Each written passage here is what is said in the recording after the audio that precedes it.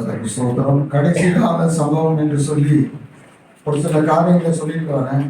நான் ஒரு 5 நிமிஷம் இதை பற்றி நான் சொல்லிட்டு நான் மறுபடியும் வரேன். கடைசி நாட்களிலே நடைபெற போகிறதான சம்பவங்கள் தேவைப்பட்டோர் இதை வாங்கிட்டு போங்க. உங்களுக்காக கொண்டாந்துருக்கிறேன். அதற்கு சொல்றேன். முதல் காரியம், சபை ரகசிய வருகையிலே எடுத்துக்கொள்ளப்படும் ஒன்று. இரண்டாவது காரியம், அதற்கு அடுத்ததாக எடுத்துக்கொள்ளப்பட்ட சபை மத்திய வானத்திலே பிரதிபலனை பெறும். அந்த நாட்களில் 7 வருடம் அது நடக்கும். அப்பொழுது ஆட்டுக்குட்டியானவருடைய கல்யாணம் நடக்கும். மத்திய வானத்தில் 7 வருடம் ஆட்டுக்குட்டியானவருடைய கல்யாண விருந்து அங்கே நடைபெறும். கர்த்தருக்கு ஸ்தோத்திரம்.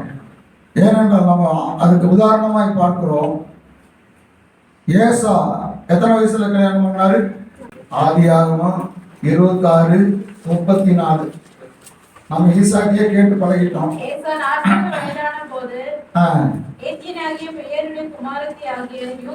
சரி, ஏசா எத்தனை வயசுல கல்யாணம் பண்ணாரு? 40 வயசுல. ஆதியாகமம் 25:20. ஈசாக்கு ரெபெக்காளை விவாகம் பண்ணுகிற போது 40 வயதாய் இருந்தான். சரி, ஈசாக்கு 40 வயதிலே கல்யாணம் பண்ணாங்க. ஏசா 40 வயதிலே கல்யாணம் சொல்லுங்களேன் கல்யாணம் பண்ணான். கர்த்தருக்கு ஸ்தோத்திரம். இயேசு கிறிஸ்து 33 வயதிலே எடுத்துக்கொள்ளப்பட்டார். அவர் 33 வயது நடந்தது. இப்போ அங்க பரலோகம் அங்க மத்திய வானம் போனோன்னா 7 வருடம். அப்ப இயேசு கிறிஸ்து வயசு என்ன ஆயிடும்? அப்போ அவர் இயேசு கிறிஸ்து யாரு? ஒரு எபிரேய முறைப்படி அங்க என்ன நடக்கும்? விவாகம் நடக்கும். ஸ்தோத்திரம் ஆச்சுங்களா? அடுத்து அங்க விவாகம் நடக்கிறது. அதுக்கு அடுத்த ஒரு பாடு 7 வருடம் ஆட்டுக்குட்டியானுடைய விருந்து. அந்த 7 வருடம் பூமியிலே அந்தி கிறிஸ்துனுடைய அரசாட்சி பூமியிலே நடைபெறும். 3.5 வருடம் உபத்திரவ காலம், 3.5 வருடம் மகா உபத்திரவ காலம். அதற்கு அடுத்தது கிறிஸ்துவனுடைய பரசீக வருகை. எல்லாரும் எங்களுமே வருகிறார், கண்களை ஆகும் அவரை காணும். கர்த்தருக்கு ஸ்தோத்திரம். அதற்கடுத்து முதலாம் உயிர்த்தெழுதல். அதற்கடுத்தது அர்மகதோன் யுத்தம். அதற்கடுத்து கோகு மாகோகு யுத்தம். அதற்கு அடுத்ததாக கிறிஸ்துவனுடைய 1000 வருட அரசாட்சி. அதற்கு அடுத்ததாக அதே டைம்ல 1000 வருடம் இயேசு அரசாட்சி செய்கிற பொழுது சாத்தான் 1000 வருடம் கட்டப்பட்டு இருப்பான். அதற்கு அடுத்தது கிறிஸ்துவனுடைய வெள்ளை சிங்காசன நியாய தீர்ப்பு. அதற்கு அடுத்தது புதிய வானம் புதிய பூமி பரம எருசலேம் பரமசிங்கம். இதுதான் இந்த ஆர்டர்ல நடக்கும். ஆச்சுங்களா? இந்த ஆர்டருக்கு ஒன்றும் புரியாது, இருந்தாலும் சொல்ல வேண்டியது சொல்லிட்டேன். ஆச்சுங்களா? நம்ம வருகிற நாட்களிலே அதை குறித்து நாம் பார்ப்போம். யோவான் அப்போஸ்தலன் எத்தனை நிருபம் எழுதினாரு? இந்த 3 நிருபங்களில ஒரே ஒரு வார்த்தை தான் அவர் சொல்லுகிறார், அன்பு. பிள்ளைகளே பாவம் செய்யாதீங்க பிள்ளைகளே. அன்பு. கர்த்தர் அன்போடு இருக்கிறார். இது கிருபையின் ஆசனம். 2வது, இயேசு கிறிஸ்து இந்த கிருபையின் காலம் முடிந்த பிறகு அல்லது சபை எடுக்கப்பட்ட பிறகு அல்லது சபை மத்திய வானத்திலே இருக்கும் பொழுது, மத்திய வானத்திலே சபை இருக்கிற பொழுது, மத்திய வானம் என்கிறது 3வது வானம். 1வது வானம் மேக மண்டலம், 2வது வானம் நட்சத்திர மண்டலம் அல்லது சூரிய மண்டலம், 3வது வானம் மத்திய வானம் பரதீசி, 4வது வானம் பொல்லாத ஆவிகளுடைய சேனை, 5வது வானம் தேவபுத்திரர் இருக்கிற இடம், 6வது வானம் பரலோகம், 7வது வானம் வடதிசையிலே பிதாவாகிய தேவன் அக்கினி கற்கள் மத்தியிலே உலாவிக் கொண்டிருக்கிறார். அப்ப அந்த 3வது வானம் என்கிறது பரதீசிலே இருக்கிற ஒரு இடம். அந்த இடத்துல இயேசு கிறிஸ்து அமர்ந்திருக்கிறார். அந்த கிறிஸ்துவின் நியாயாசனம். கிறிஸ்துவின் அந்த சேருக்கு பேரு கிறிஸ்துவின் நியாயாசனம், ஜட்ஜ்மெண்ட் சீட் ஆஃப் கிரைஸ்ட் என்று இருக்கிறது. கத்தோலிக்க வேதம் அதை பீமா என்று சொல்லுகிறது. அப்படி என்றால் என்ன? கிரேக்க தேசத்துல ஒலிம்பிக்ல ஜெயம் எடுத்தவர்களுக்கு பரிசு கொடுக்க அந்த கிரேக்க அரசன் உட்கார்கிற இடம்தான் அந்த பீமா சேர் என்று சொல்லப்படுகிறது. அவனுக்கு நான் அளிக்கும் பலன் என்னோட கூட வருகிறது. அதற்கடுத்தது மகிமையின் சிங்காசனம், the throne of judgment. இயேசு கிறிஸ்து 1000 வருடம் இந்த பூமியை அரசாளுவார். காபிரியல் தூதன் மரியாள் இடத்திலே சொன்னான், தாவீதின் சிங்காசனத்தை அவருக்கு கொடுப்பார். அப்ப இயேசு அரசாளுவார். 4வது சிங்காசனம் வெள்ளை சிங்காசனம், the great white throne பாருங்க என்று சொல்லப்பட்டிருக்கு. அதாவது இயேசு கிறிஸ்து அங்கு கடைசியாக நியாயம் தீர்க்கிறது. வலது பக்கமும் இடது பக்கமுமாய் ரெண்டு பிரிவா என்ன பண்ணிடுவாரு, பிரிச்சிருவார். கத்தருக்கு சொல், வெள்ளாடு இன்னொரு பக்கம் செம்மறியாடு. கத்தர் நித்திய நியாய தீர்ப்பு. வெள்ளை சிங்காசனத்திற்கு நியாய தீர்ப்பு, நித்திய நியாய தீர்ப்பு. அதுக்கப்புறம் மன்னிப்புங்கிறது மன்னிப்பு சொல்லுங்க, மன்னிப்பு கிடையாது. சோத்திரம். இந்த பீமா என்கிற இடத்துல இயேசு நமக்கு பரிசு கொடுக்கும் போது அவர் நமக்கு கிரீடங்களை கொடுக்கிறார் என்று இருக்கிறது. பாருங்க, சோதனையை சகிக்கிறவர்களுக்கு வெளிப்படுத்தல் 2:20 இருக்கு, வாசிக்க வேண்டாம். சோதனையை சகித்தவர்களுக்கு ஜீவ கிரீடம். சோதனைய எடுத்து போடுங்கிறவங்களுக்கு அந்த கிரீடத்தை என்ன பண்ணிடுவாரு, நீ எதை எடுத்து போடுங்கிற. அப்ப சோதனையை சகித்தா நமக்கு என்ன வரும், என்ன கிடைக்கும், ஜீவ கிரீடம். அடுத்தது இச்சை அடக்கத்துடன் ஓடினவர்களுக்கு அழிவில்லாத ஜீவ கிரீடம். அடுத்தது ஆத்துமாக்களை ஆதாயம் செய்தவர்களுக்கு மகிழ்ச்சியும் கிரீடம். எது ஆத்துமாக்களை வாழ்க்கையில ஒருத்தரையாவது நீ இயேசுக்குள்ள என்ன பண்ண வேணும், நீ என்ன பண்ணணும், கொண்டு வந்து ஆக வேணும். மரத்துக்கு இலை இருக்கு, கிளை இருக்கு, பச்சையாகவும் இருக்குது. ஆனா என்ன இல்லை, அத்தி மரத்துல அது ஒண்ணுதான் இல்லை. பரவாயில்லைன்னு என்ன பண்ணல இல்ல. ஐயா எஜமானே, இன்னொரு வருஷம் என்ன பண்ணலாம், இன்னொரு வருஷம் இந்த மரம் இருக்கட்டும். பாருங்க, கனி என்பது தேவனுடைய பிள்ளைகளுக்கு நிச்சயமாய் இருக்க வேண்டியது. கர்த்தருக்கு ஸ்தோத்திரம். நேற்று ஒரு வாட்ஸ்அப் நம்ம குரூப்ல போட்டு விட்டேன். என்ன ஒருத்தர் பேசுறாரு, ஆத்மா தேவனுடைய நியாய தீர்ப்பு முதல் சினிமா தியேட்டர்ல தொடங்காது. எங்க தொடங்குதான், சபையில தான் தொடங்கும். ஆமென் சொல்லுங்க பார்க்கலாம். சபையில தான் கர்த்தருடைய நியாய தீர்ப்பு எங்க தொடங்கும், நம்ம சபையில தொடங்கும். ஆமென், ஹல்லேலூயா. இன்னும் கூட அதை நான் ஒரு படி மேல போக நான் விரும்புகிறேன். இயேசுவிடத்தில் 3 கேள்வி கேட்கிறான் ஒலிவு மலையில. ஆண்டவரே, உங்களுடைய வருகைக்கு என்ன அடையாளம்? உங்களுடைய வருகைக்கு இயேசு என்ன சொன்னாரு, மின்னல். என்ன சொன்னாரு, மின்னல். சொந்த வாயில சொல்லிட்டு போயிட்டார். மின்னல் கிழக்கே தோன்றி மேற்கே முடிச்சு. கிழக்கே எங்க தோன்றும், கிழக்கு எது, வெரி குட், இந்தியா தான். கிழக்குங்கிறது நம்ம இந்தியா தான் கிழக்கு. இந்தியாவை தாண்டி அந்த பக்கம் போயிட்டா அது பாரிஸ், தூர கிழக்கு என்று சொல்லப்படுது இந்தியா. அதனாலதான் பிரிட்டிஷ்காரன் ஆல் இந்தியா ரேடியோ அப்படின்னு. என்னங்க ஆல் இந்தியா ரேடியோனா,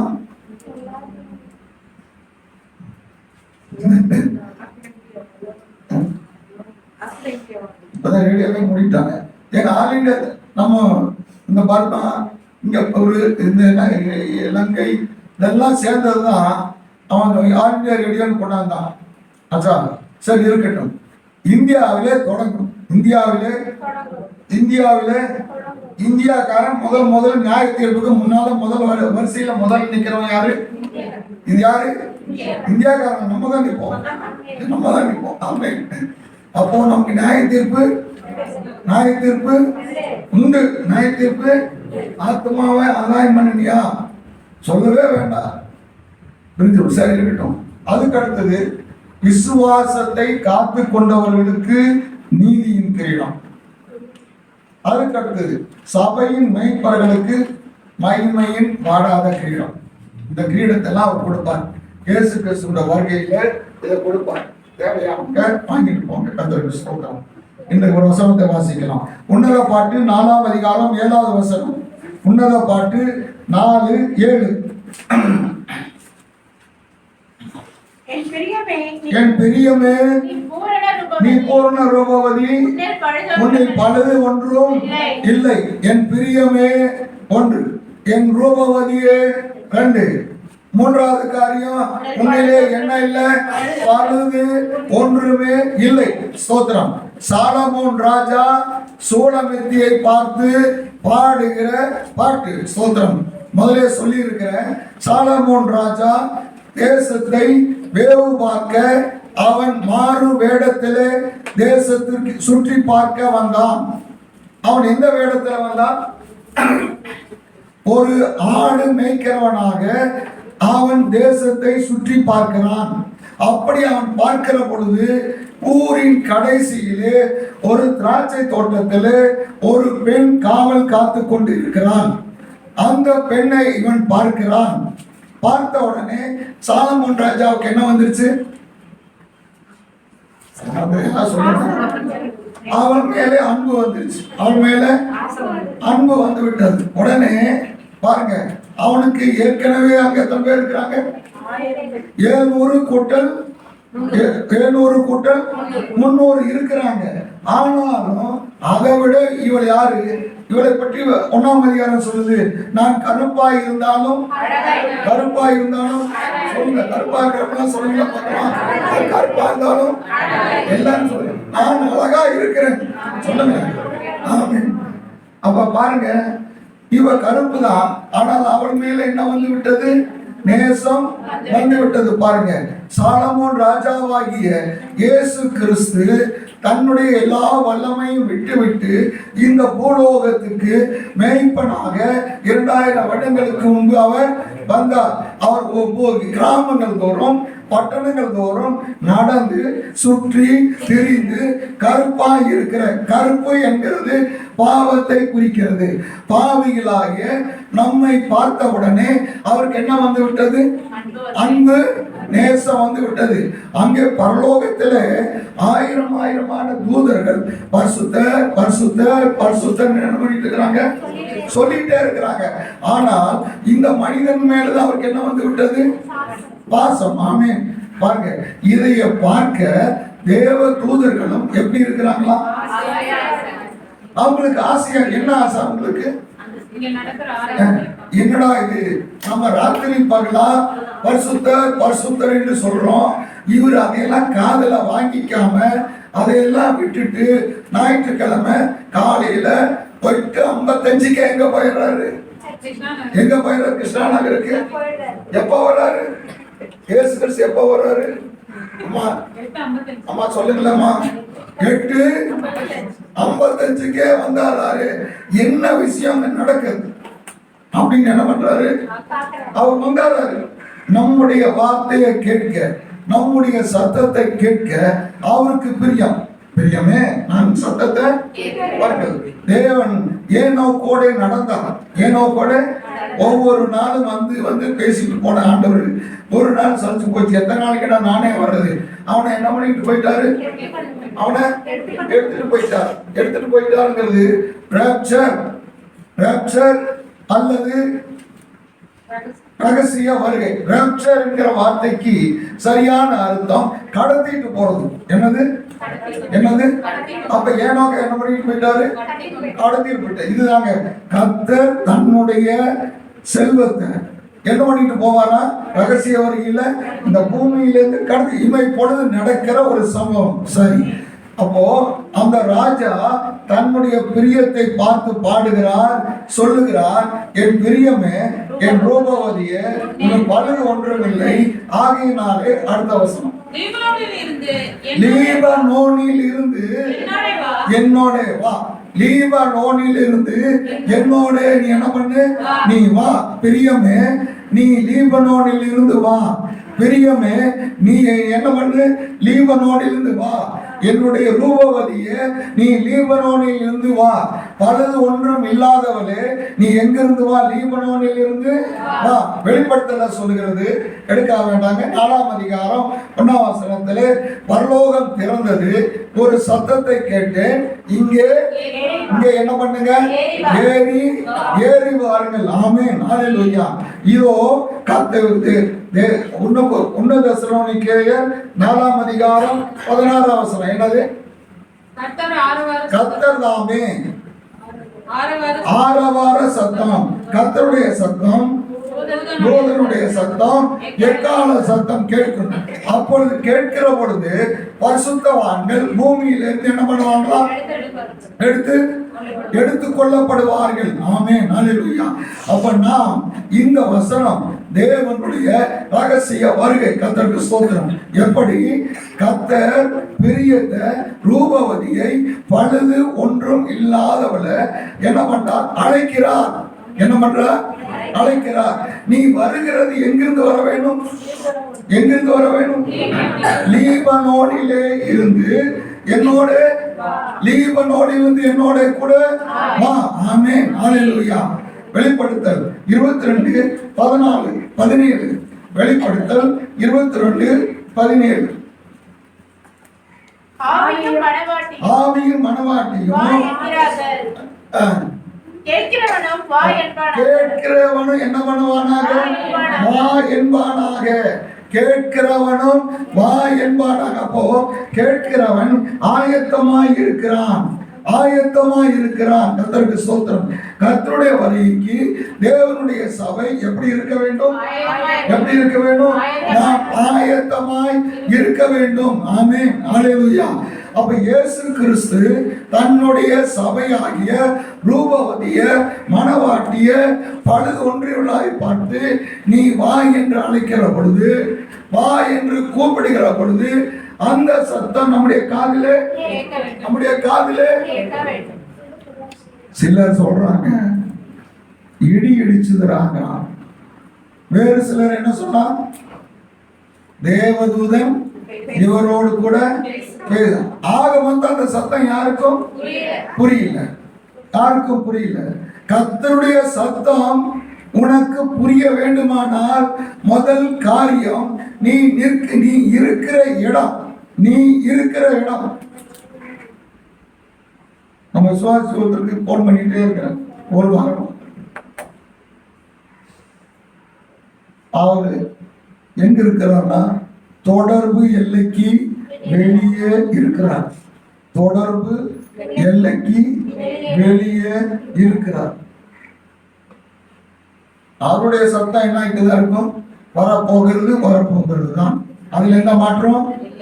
உனக்கு அந்த சத்தம் கேட்க வேண்டுமானால் சோத்திரம். என்னம்மா கல்பனாமா, அந்த சத்தம் உனக்கு கேட்க வேண்டுமானால் நீ எங்க இருக்க வேணும்?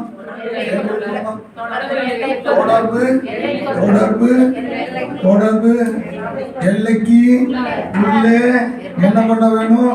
இருக்க வேண்டும். பாருங்க, அதனாலதான் கடைசியாக சகோதரரே, இதுக்கு மேல நான் சொல்றது போனா, அதனாலதான் கடைசியாக சகோதரரே, சபை கூடுதலை, சனிக்கிழமை கூட்டத்தை என்ன பண்ணாதீங்க. உனக்கு என்ன கஷ்டம்னாலும் கொஞ்ச நேரம் வந்துட்டு போனப்பா. என்ன கஷ்டம் என்ன பண்ணுங்க, கொஞ்ச நேரம் வந்து ஜெபிச்சுட்டு என்ன பண்ண, ஜெபிச்சுட்டு நீங்க பாட்டுக்கு போங்க. ஒரு பிரச்சனை இல்லை. ஜெபம் பண்ணிட்டே இருந்தேன். ஜெபம் முடிச்சு பார்க்க கொஞ்சம் ஆளுகளை காணும். என்னடாப்பா மறுரூபம் ஆயிட்டாங்களா? அப்ப பார்த்தேன் பையெல்லாம் உடனே காணும். மறுரூபமான எல்லாரும் பையெல்லாம் வச்சுட்டு தான் போவீங்க. பையங்க தான் இருக்கும். உங்க காதுல இருக்கிறது, காதுல இருக்கிறது எங்க இருக்கும்? அதோட போக மாட்டோம். சரி, சபை கூடுதலை என்ன பண்ணாதீங்க, விட்டு விடாதிருங்கள். ஆமென். கர்த்தருடைய பிள்ளைகள் எந்த சூழ்நிலையிலும் தேவனுடைய சபை கூடுதல் என்ன பண்ண வேண்டாம், விடாதீங்க. என்ன கஷ்டமா இருந்தாலும் இங்க வந்து படிக்க. தேவனுடைய உங்களுக்காக சொல்றேன், தேவனுடைய சபையில தூக்கிட்டு தான் வந்தேன். கர்த்தர் அவனை தட்டி சாமுவேல அந்த ஏலிட்ட பேசாத ரகசியத்தை அவன்கிட்ட பேசினாரு. சாமுவேலுக்கு இல்லை, தூங்க பேசினாரு. ஆனால் சபை கூடுதல் என்ன வேண்டாம். சரி, லீபனோன் என்கிறது முதல் அர்த்தம் தேவனுடைய சபை. லீபனோன் என்பது முதல் காரியம் தேவனுடைய சபை. இரண்டாவது அர்த்தம் லீபனோன் என்பது உன்னுடைய தனிப்பட்ட வாழ்க்கை. லீபனோன் என்பது தேவனுடைய சபை. இரண்டாவது லீபனோன் என்பது உன்னுடைய தனிப்பட்ட வாழ்க்கை.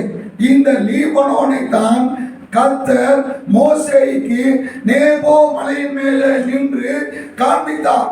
பனி பெய்கிறது, பனி பெய்து வெள்ளையாய் இருக்கிறது. ஆகையினாலே இந்த லீபனோனுக்கு வெண்மை என்கிற அர்த்தம் உண்டு. லீபனோன் என்றால் வெண்மை என்றால் பனி பெய்து வெள்ளையாக இருக்கும். ஆகையினால அந்த தேசத்துக்கு என்ன பேரு? வெண்மை தேசம் என்று பெயர். வெண்மை என்கிறது பரிசுத்தத்தை குறிக்கிறது. ஆமென். லேவியராகமம் 19ஆம் அதிகாரம் 2வது வசனம்.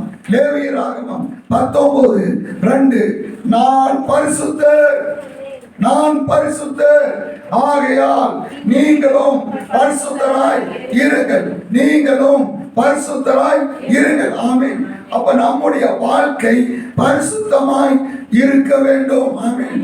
இரண்டாவது காரியம் சபை என்று சொன்னேன். வேதம் சபைக்கு ஒரே ஒரு கட்டளையை தான் கொடுக்கிறது. ஆலயத்திற்கு ஒரே கட்டளை, நீங்கள் ஜீவனுள்ள தேவனுடைய ஆலயமாக இருக்கிறீர்கள். இந்த ஆலயத்திற்கு ஒரே ஒரு கட்டளை கொடுக்கப்படுகிறது. என்ன கட்டளை? எசேக்கியேல் 43:12. எசேக்கியேல் 43:12.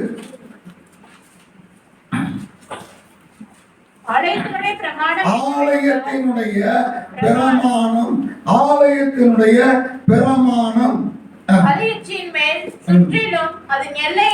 அதன் எல்லை எங்கும், மிகவும் பரிசுத்தமாய், எல்லை எங்கும் மிகவும் மிகவும் பரிசுத்தம், மிகவும் பரிசுத்தம். ஸ்தோத்திரம். தேவன் தன்னுடைய சபைக்கு அல்லது ஆலயமாகிய நமக்கு கொடுக்கிற ஒரே ஒரு கட்டளை என்னவென்றால் என்னது?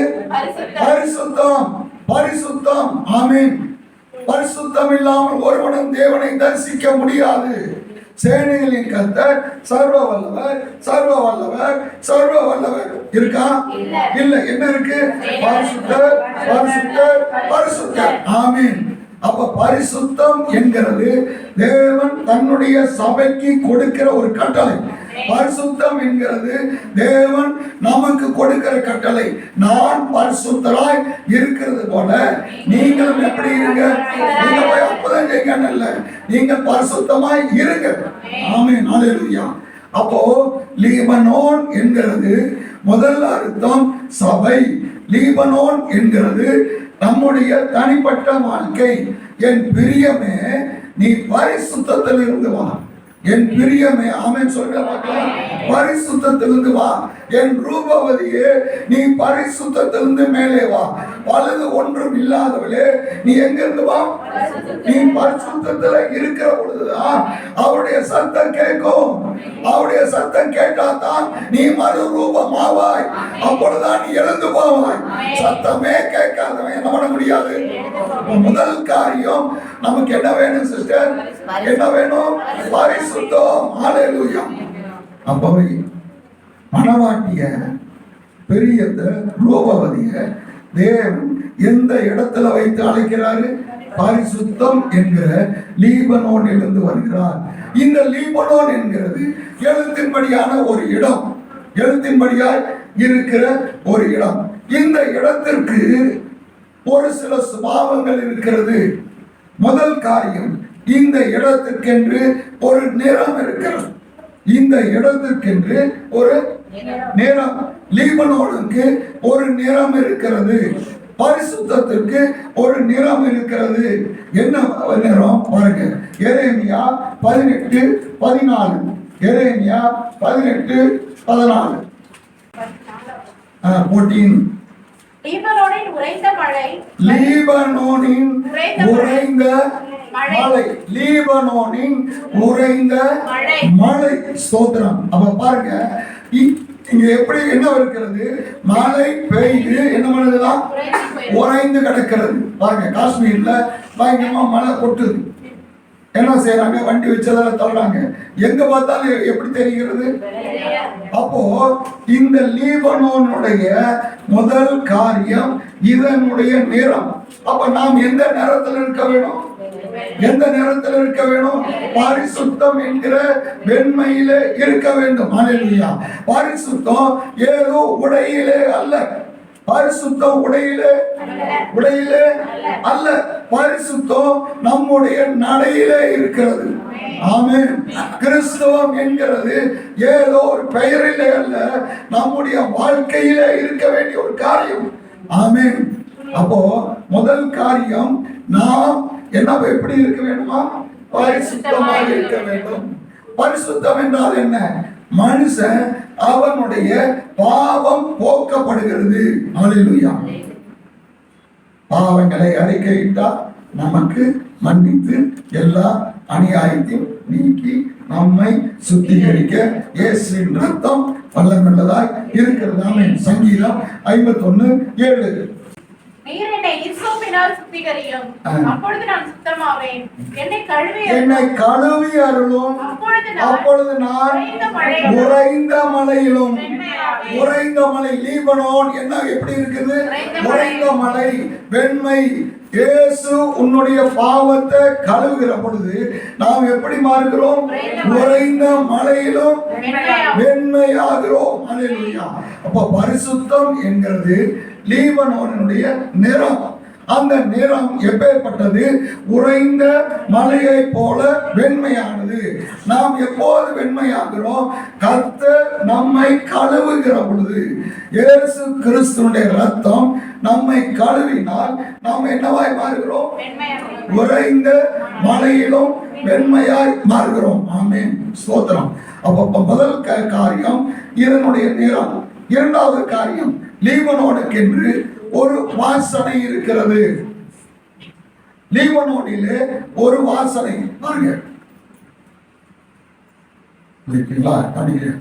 ஸ்தோத்திரம். உன்னத பாட்டு 4ஆம் அதிகாரம் 11ஆவது வசனம். என் மணவாளியே, உன் உதடுகளில் இருந்து தேன் ஒழுகுகிறது, உன் நாவின் கீழ் தேனும் பாலும் இருக்கிறது. உன் வஸ்திரங்களின் வாசனை, உன் வஸ்திரங்களின் வாசனை, உன் வஸ்திரங்களின் உன் வஸ்திரங்களின் வாசனை. பாருங்க, ஓசியா 14:6. ஓசியா 14:6. அவன் கிளைகள் ஓங்கி படரும், அவன் அலங்காரம் ஒலிவ மரத்தினுடைய அலங்காரத்தை போலவும், அவனுடைய வாசனை லீபனோனுடைய வாசனையை போல இருக்கும். அவனுடைய வாசனை லீபனோனுடைய வாசனையை போல அப்போ அவனுடைய வாசனை என்பது என்ன, அவனுடைய பேச்சு. யாக்கோபு சொல்லுகிறான், இந்த தேசத்திலே என்னுடைய வாசனைய நீங்க கெடுத்துட்டீங்கப்பா. என்ன வாசனைய கெடுத்துட்டா, இவன் தேவனுடைய மனுஷன் என்கிற வாசனைய அவன் பிள்ளைகள் என்ன பண்ணிட்டாங்க. அப்ப வாசனை என்பது நம்முடைய ஜீவியம். இன்றைக்கு கர்த்தருடைய பிள்ளைகளுடைய வார்த்தைகள், பேச்சு, சுபாவம் எப்படி இருக்க வேண்டும், எப்படி இருக்க வேணும், நீ கர்த்தருடைய பிள்ளை என்கிற வாசனைய உன்னுடைய வாழ்க்கை வீச வேண்டும். ஆமென். இன்னைக்கு நம்மளை பார்த்த உடனே இவர்கள் கிறிஸ்தவர்கள், இவர்கள் இயேசுவை விட்டு போயிட்டான், இயேசுவை மறுதலிக்கிறான், இயேசுவை தெரியாதுன்னு சபிக்கிறான், இயேசுவை தெரியாதுன்னு சத்தியம் பண்றான். ஆனா பேச்சு எப்படிங்குது, எப்படிதான் இயேசுக்கு போனாலும் அந்த பேச்சு என்ன மாறல பாருங்க. ஆமென். இன்னைக்கு கர்த்தருடைய பிள்ளைகளுடைய இரண்டாவது காரியம் உன்னுடைய வாசனை. இந்த லீபனோனிலே என்ன வாசனை வீசுகிறது?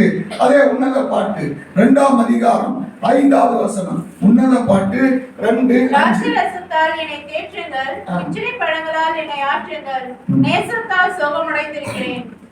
திராட்சை ரசத்தினுடைய நேசம். இந்த லீபனோனிலே வீசுகிற வாசனை திராட்சை ரசத்தினுடைய வாசனை. இந்த வாசனை பாருங்க, அவர் என்ன வாசனை?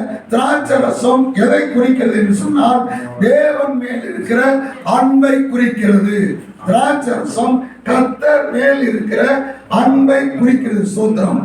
பாருங்க, இன்னைக்கு கர்த்தர் மேல நமக்கு ஒரு அன்பு இருந்தா நாம் கர்த்தருடைய காரியத்தில் எப்படி இருப்போம்?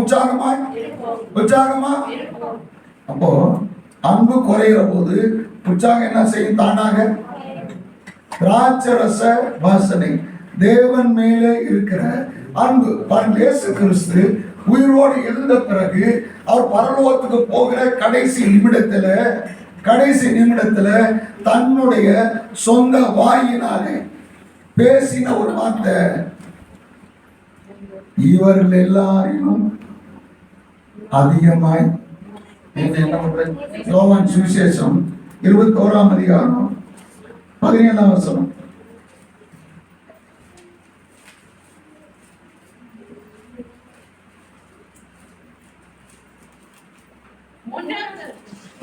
மூன்றாம் தரம் அவர் நம்மை நோக்கி, யோனாவின் குமாரனாகிய சீமோனே, நீ என்னை நேசிக்கிறாயா என்றார். என்னை நேசிக்கிறாயா என்று அவர் 3ஆம் தரம் தன்னை கேட்ட பிறகு பேதுரு துக்கப்பட்டு, ஆண்டவரே, நீர் எல்லாவற்றையும் அறிந்திருக்கிறீர், நான் உம்மை நேசிக்கிறேன் என்பதையும் நீர் அறிவீர் என்றார். சரி, இவர்கள் எல்லாரிலும் அந்த வார்த்தை இருக்குங்களா? குமாரனே, இவர்கள் எல்லாரிலும் அதிகமாய் இவர்களிலும் அதிகமாய் பாருங்க, எல்லாரும் இயேசுவை என்ன பண்றாங்க? எல்லாரும் இயேசுவை எல்லாருமே நேசிக்கிறாங்க. எல்லாருமே இயேசுவை சொல்லுங்க. டெல்லியில் பிஜேபி இருக்கிற தலைவர்கள் எல்லாம் இயேசுவை என்ன பண்றாங்க? Jesus is God for a particular people. அவ்வளவுதான். ஆனா இயேசு நாங்க என்ன மதிக்கிறோம்? இயேசு கேட்கிற கேள்வி என்ன? எல்லாரும் நேசிக்கிறாங்க. எல்லாரும் இவங்க எல்லாரையும் அதிகமா நேசிக்கிறோம் தான் கேட்கிறாரு. அதிக எவ்வளவு நேசிக்கணும்? எப்படி நேசிக்க வேணுமா? ஆமா, எல்லாரும் சொல்லல.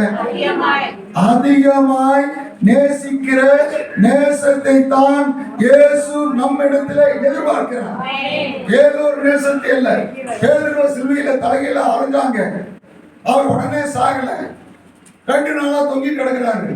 2 நாளா பேதுரு சொன்ன ஒரே வார்த்தை, ஆண்டவரே, நான் உம்மை நேசிக்கிறேன். 2 நாளா ஒரு மனுஷன் எத்தனை வார்த்தை சொன்னாரு? ஆண்டவரே, நான் உம்மை நேசிக்கிறேன். ஏன்? எல்லாரையும் நான் என்ன பண்றேன்? அதிகமாய் உம்மை நேசிக்கிறேன். அப்போ இரண்டாவது காரியம், ஒரு வாசனை வீச வேண்டும். அது திராட்சை ரசத்தினுடைய வாசனை. அது என்ன வாசனை? நாம் கர்த்தரை நேசிக்கிற நேசம். ஆமென். முதல் காரியம், அதனுடைய நேரம் வெண்மை இயேசுவின் ரத்தத்தினாலே கழுவப்பட்டது. இரண்டாவது காரியம், வாசனை அவர் மேலே இருக்கிறதான நேசம். மூன்றாவது காரியம், சங்கீதம் 92:12. சங்கீதம் 92:12. நீதிமான் பனையைப் போல் செழித்து லீபனோனில் உள்ள கேதுருவைப் போல் வளருவார். லீபனோன் மூன்றாவது காரியம் செழிப்பு. மூன்றாவது காரியம், லீபனோன் எப்படிப்பட்டது? செழிப்பான தேசம். ஆமென். லீபனோன் யாரை குறிக்கிறது? சொல்லுங்க. லீபனோன் யாரை குறிக்கிறது? சொல்லுங்க. வெட்கப்படாம சொல்லுங்க. ஆமென். கை தூக்கி சொல்லுங்கப்பா. ஹalleluya. அப்பதான் கர்த்தர் பார்த்து சொல்வாரு. வேண்டாம் இருந்தா கை தூக்கப்பா. எல்லாரும் தூக்கப்படாம. லீபனோன் யாரை குறிக்கிறது? என்னை குறிக்கிறது. நான் எப்படி பூமியில இருப்பேன்? செழிப்பா இருப்பேன். ஒண்ணு பார்க்க போகும்போது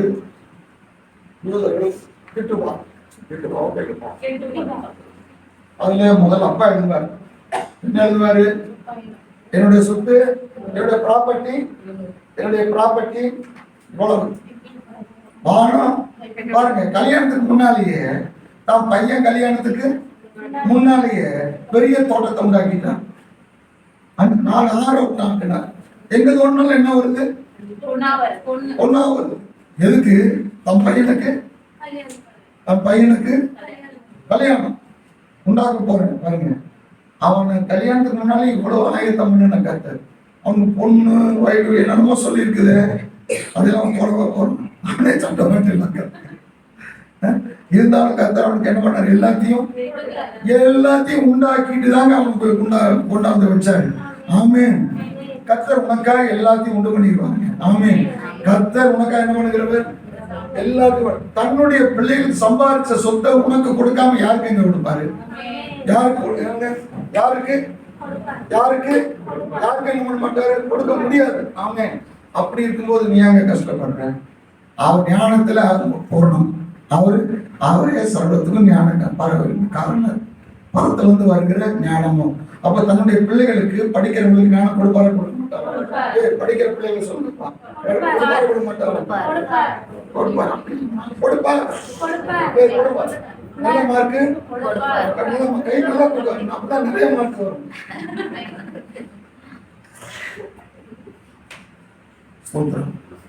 கர்த்தர் தன்னுடைய பிள்ளைகளை ஆசீர்வதிக்க வேண்டும். லீபனோன் பாருங்க, லீபனோன் இல்ல என்பது 3வது காரியம் செழிப்பு. ஆமென்.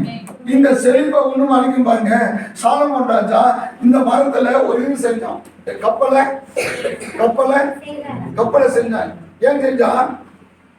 நல்ல பழகினல்ல. கடல் தண்ணி இதை என்ன பண்ணாது? கடல் தண்ணி அரிக்காது. நான் என் வண்டி ஒண்ணு கோயம்புத்தூர்ல வச்சிருந்தேன். ஒருத்தர் வண்டி கொடுக்குறீங்களா? அவங்க யோசித்துக்கிறாங்க அப்படின்னா நம்பரை பார்த்தாரு. பாண்டிச்சேரியா? வேண்டாங்க. ஏன் சார் பாண்டிச்சேரி வண்டிக்குமா வண்டியுமா வேணும்? பிரச்சனை பண்ணுது. கடல் காத்து என்ன அடிக்குதான்? காத்து அடிச்சாலே வண்டி போயிருந்து. நானு தண்ணி அடிச்சா மீன்ஸ் கடல் தண்ணி போட்டா ஆனா அரிக்க முடியாதுங்க. கர்த்தர் உனக்கு கொடுக்கிற ஆசீர்வாதத்தை எந்த மனுஷனும் கொடுக்க முடியாதுங்க. ஹல்லேலூயா. அவர் திறந்தா ஒருத்தரும் போட்ட முடியாது. அவர் பூட்டினா ஒருத்தரும் திறக்கவும் முடியாது. ஆமென். ஹல்லேலூயா. கர்த்தர் தன்னுடைய பிள்ளைகளை வானத்தின் பலகணிகளை திறந்து என்ன பண்ணுகிறது? ஆசீர்வதிக்கிறவர். ஆமென். ஹல்லேலூயா. நாமும் யாக்கோபு கடைசி காலத்துல தன்னுடைய பிள்ளைகளை என்ன பண்ணாங்களா? ஆசீர்வதித்தா. பெற்றோர் தன்னுடைய பிள்ளைகளை ஆசீர்வதிங்க. ஒவ்வொரு நாளும் பிள்ளைகளுக்காக ஜெபிங்க. நீ ஆசீர்வாதமா இருப்பான்னு சொல்லுங்க. கர்த்தருக்கு ஸ்தோத்திரம். பிள்ளைகள் சொல்லும்போது நீ எங்க கல்ல குதிரை இதெல்லாம் என்ன பண்ண வேண்டாம். நம்முடைய பிள்ளைகளை பார்த்து இப்பேற்பட்ட காரியங்களை என்ன பண்ண வேண்டாம், சொல்ல வேண்டாம். ஏன்னா பிள்ளைகள் கர்த்தரால் வரும். அவர் கர்த்தவனுக்கு குதிரையா கொடுத்தாரு இல்ல, உனக்கு கொடுத்தது ஆண்டவரே. நீ கொடுத்த பிள்ளை, அந்த பிள்ளைய நீ ஆசீர்வதி. ஆமென். ஸ்தோத்திரம் இருக்கட்டும். லீபனோன் என்கிறது செழிப்பை குடிக்கிறது. ஆண்டவர் ஸ்தோத்திரம். பாருங்க ஒரு வசனம் பாருங்க. தானியேல் 7:9. நான் படுத்துக் கொண்டிருக்கையில் சிங்காசனங்கள் வைக்கப்பட்டது. நீண்ட ஆயுசுள்ளவர்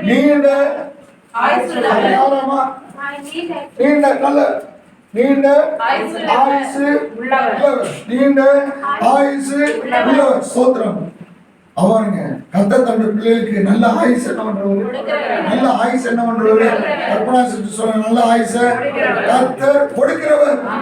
கர்த்தர் நல்ல ஆயுச என்ன பண்றவரு? ஆமென். ஸ்தோத்திரம். ஒரு சாட்சி சொல்கிறோம்.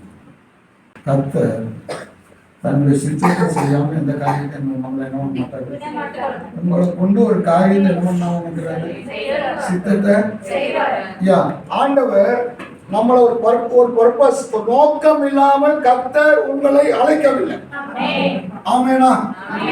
நோக்கம் இல்லாமல் சும்மா வாங்க என்ன பண்ணல. ஏதோ ஒரு திட்டத்தை வைத்திருக்கிறார். ஏதோ ஒரு திட்டத்தை.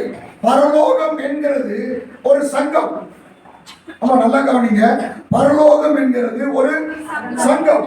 அந்த சங்கத்துல தீர்மானம் எடுக்கிறார்கள். பிதா, குமாரன், பரிசுத்த ஆவியானவர் அவர்கள் கூடி ஒரு தீர்மானத்தை எடுக்கிறாங்க. என்ன எடுக்கிறாங்க? பூமியில ஒரு காரியத்தை செய்ய வேண்டும். பூமியில ஒரு காரியத்தை செய்ய வேண்டும். சாரி, இந்த காரியத்தை செய்யலாம், இத பாண்டிச்சேரியில செய்யலாம். சாரி, உடனே என்ன செய்யறோம்? அடுத்தது இதை செய்யத்தக்கதாக ஒரு நபரை குறிக்கிறார்கள். கூப்பிடலாமா? அவரை கூப்பிடலாமா? யோசிக்கிறாங்க. கடைசியாக ஒரு முடிவுக்கு வராங்க. நான் ஒரு கற்பனையை சொல்றேன். உடனே எங்கடா வசனத்துக்கு கேட்கிறான்.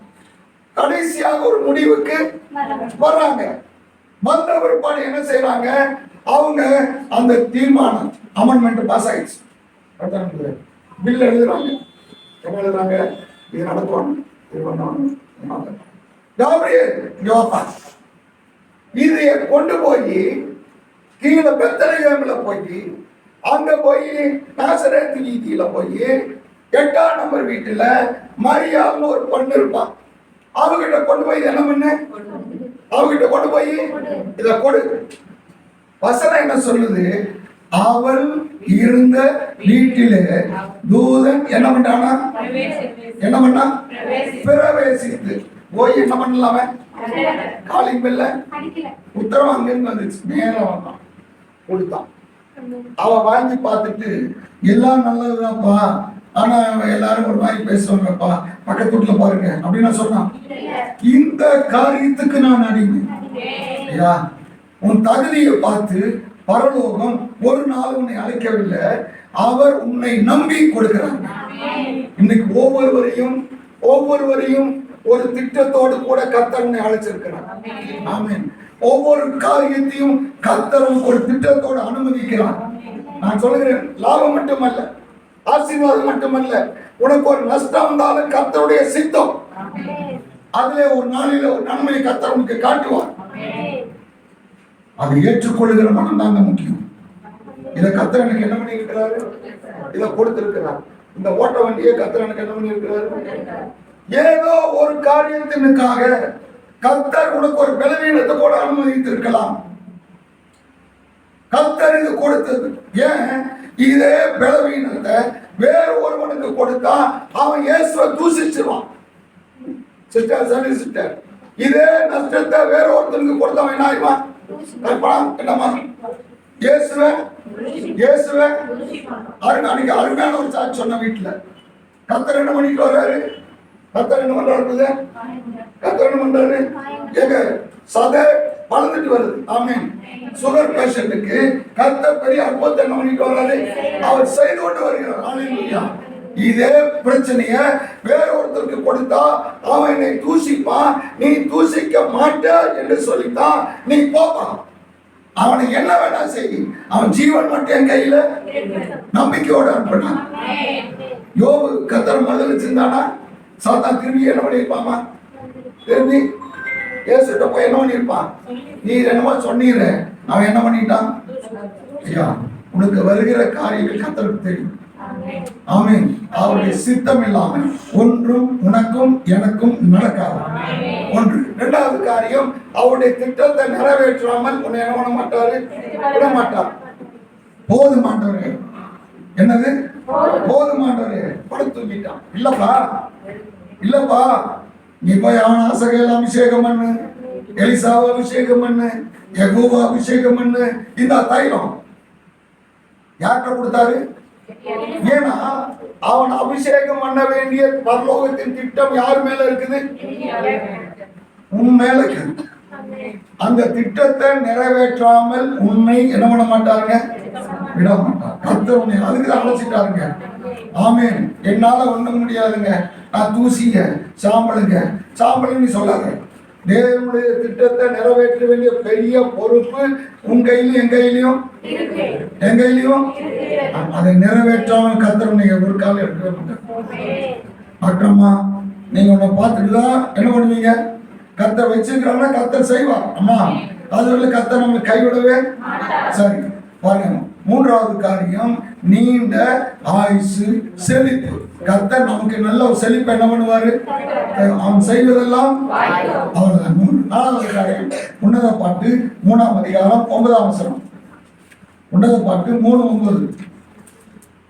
சாலமோன் ராஜா தனக்கு லீபனோனின் மரத்தினாலே ரதத்தை பண்ணுவித்தார். ஒரு ரதம் என்ன பண்ணினானா? ரதத்தை பண்ணுவித்தார். பாருங்க, வசனம் சொல்லுகிறது, அம்மினதாவின் ரதத்துக்கு ஒப்பாக. எந்த ரதத்துக்கு? அம்மினதாவின் ரதம். என்னது? இமை பொழுது. அந்த வசனம் வாசிப்போமா?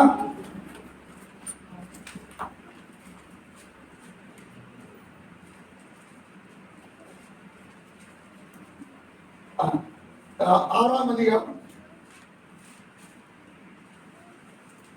12ஆம் வசனம். உன்னத பாட்டு 6:12. நினையாததற்கு முன்னே. நினையாததற்கு முன்னே. பாத்திரம் எப்படிமா இருக்குல்ல? ஈவன் அவர். பாருங்க, நினைக்கிறதுக்கு முன்னால என்ன ஆயிடுச்சா? இதுதாங்க மறுரூபம். இதுதான் பவுல் சொல்றாரு, நாம் எல்லாரும் இமை பொழுது என்னாவும். அப்போ அம்மினதாவின் ரதம் மறுரூபம் ஆகிற ஒரு அனுபவம். ஆமென். ஆண்டவராகிய இயேசு வருவார். நாம் எல்லாரும் இமை பொழுது என்னாவும் மறுரூபம் ஆவோம். சொல்லுங்க, விசுவாசத்தோடு, விசுவாசமாய் எல்லாரும் வாய் திறந்து சொல்லுங்க. சொல்றான், what you confess that you possess. யாருக்கு எழுதுறது என்ன பண்றியா? நல்ல காரியத்தை சொல்லுகிறதுல நான் இயேசுனுடைய ரகசிய வருகையில் என்னாவே சசியமா சொல்லுங்க. என்னாவே மறுரூபம் ஆவே. மறுரூபம் ஆவே. ஸ்தோத்திரம். 4வது அனுபவம். 5வது அனுபவம். உன்னத பாட்டு 5:15. பசும்பொன் ஆதாரத்தின் மேல் நிற்கிற வெள்ளை கல் தூண்களை போல் இருக்கிறது. அவருடைய ரூபம் லீபனோன். இயேசு கிறிஸ்துவினுடைய ரூபம் என்னவா? லீபனோன். ஸ்தோத்திரம். இந்த இயேசு கிறிஸ்துவினுடைய ரூபம் என்ன? பிலிப்பியர் புஸ்தகம் 2ஆம் அதிகாரம் 6வது வசனம்.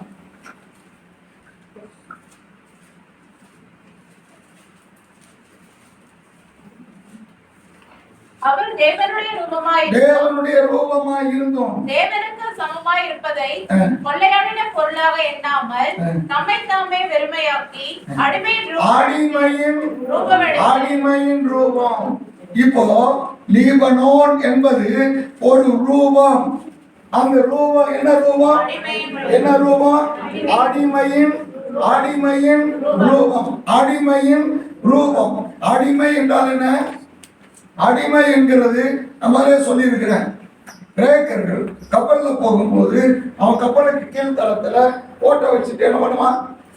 தண்டு வலிப்பாங்க. அந்த தண்டு வலிக்கிறவன ஆப்பிரிக்கா வந்து பிடிச்சிட்டு வருவான். அவங்க என்ன பண்ணுவாங்க?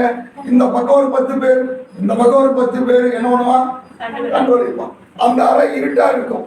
ஒருத்தன் வருவான், ஓங்கி சாட்டையில இழுப்பான். அத்தனை பேர் முதுகையும் விழுகும். இங்க இழுத்தாலும் இத்தனை பேர் அடியே வாங்கினதும் அவன் என்ன பண்ணுவான்? அவ்வளவுதான்.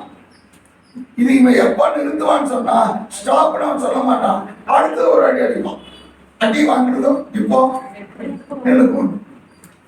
இந்த கப்பல் எந்த ஊர் போகுது, எந்த திசையில போகுது, எவ்வளவு வேகத்துல போகுது, ஏதாவது தெரியுமா அவனுக்கு? அவன் தான் இன்னைக்கு நம்ம ஆப்பிரிக்கா புறப்பட்டு பார்த்தாங்க. எங்க போறது, எந்த திசையில போறது, கூகுள் மேப்ல சரியா நம்ம இல்லை அது காட்டுறீங்க. நீ எங்க சொல்றீங்கப்பா, எப்படி இருக்கு? ஏதாவது கேட்டானா? இயேசு சொல்றாரு, நான் சுயமாய் வரவில்லை, நான் சுயமாய் சொல்றதில்லை, நான் சுயமாய் ஒன்று செய்யவில்லை. 5 அப்பத்தை ஒரு மீனை எடுத்துட்டு என்ன பண்ணாரு? இதா வானத்திலும் பூமியிலும் சகல அதிகாரத்தையும் எனக்கு என்ன பண்ணியிருக்கிறாரு? எனக்கு என்ன பண்ணியிருக்காரு? கொடுத்திருக்கிறார். ஆகையினாலே நான் 5 அப்பத்தையும் 2 மீனையும் பிரிச்சு கொடுக்கிறேன் சொன்னாரா? அதிகாரம் கையிலே, அதிகாரம் கையிலே. அதை வச்ச ஒரு ஆட்டல என்ன பண்ணாரு? அப்பா நான் என்னப்பா செய்யணும்? இத என்ன கேட்டாரா இல்லையா? கேட்டாரா இல்லையா? இதான் அடிமை. லாசருவை உயிரோட எழுப்ப போகிறோம் என்பது இயேசுவுக்கு தெரியுமா தெரியாதா? அங்க மரியாதை அடே ஏமா சும்மா பார்த்துட்டு நான் வந்ததே அவன் உயிரோட எழுப்பு தான் போலாம் சொன்னாரா? அங்க போய் நின்று மானத்தை பார்த்தாரு. அவர் என்ன சொல்றாரு அப்படின்னு என்ன பண்ணாரு? கேட்டுதான் என்ன பண்ணாரு? நான் சுயமாய் ஒன்றும் செய்கிறது இல்லை. இதுதாங்க அடிமை. இந்த ரூபம் தான் லீபனோனுடைய ரூபம். அப்ப இன்னைக்கு பிரியமே ரூபவதிய நீ எங்கிருந்து வா? லீபனோனிலிருந்து வா. லீபனோனிலிருந்து வானா என்ன அர்த்தம்? முதல் அர்த்தம் பரிசுத்தம். இரண்டாவது அர்த்தம் வாசனை, திராட்சரசத்தின் வாசனை, நேசம். ஆமென். மூன்றாவது அர்த்தம் செழிப்பு. ஆமென். கர்த்தர் நம்மை ஆசீர்வதிக்கிறார். நான்காவது அர்த்தம் மறுரூபம். ஐந்தாவது அர்த்தம் மறுரூபம். ஆமென். ஸ்தோத்திரம். அடிமையின் ரூபம். இந்த அனுபவத்தில் இருந்து என்னோட கர்த்தர் அழைக்கிறார். இந்த அனுபவம் இருந்தா அந்த சத்தம் நமக்கு எல்லாரும் சொல்லிக்கலாமா?